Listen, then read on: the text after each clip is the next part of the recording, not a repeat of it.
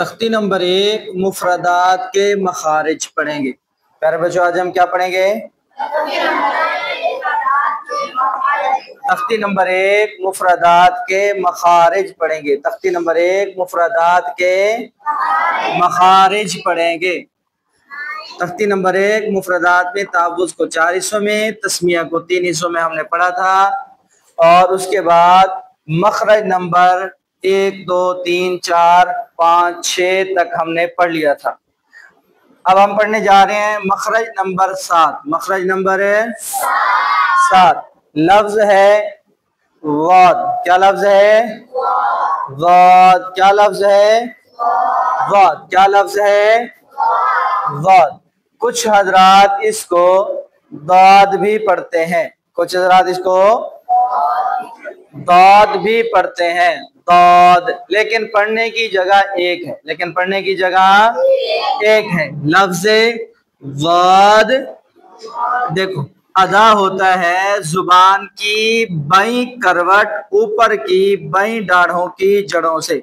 इधर देखो मेरी तरफ, ये मेरी जुबान है, इसके बाएं तरफ ये जो किनारा है बाईं करवट, बाईं साइड, और ऊपर वाले जो बाईं साइड के जो मसूड़े हैं, जब इससे ये जुबान लगती है तो उससे वाद अदा होता है। उससे वाद अदा होता है। उससे लफ्ज वाद अदा होता है। वाद पढ़ो या वाद पढ़ो, दोनों लफ्ज एक ही जगह से अदा होना शर्त है।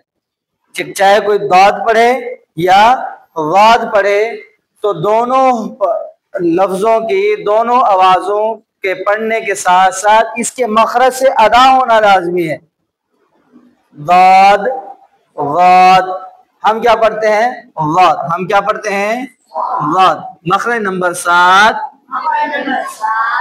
वाद इस तरफ से अदा करने। ऊपर वाले जो मसूड़े हैं, ऊपर वाले जो दाढ़ है, उसके साथ जुबान को मिलाना है।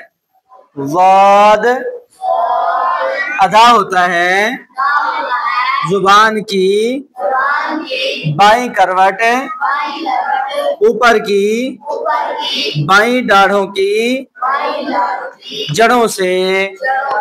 मखरज नंबर 7 अदा वाद अदा होता है जुबान की बाईं करवट ऊपर की बाईं दाढ़ों की जड़ों से।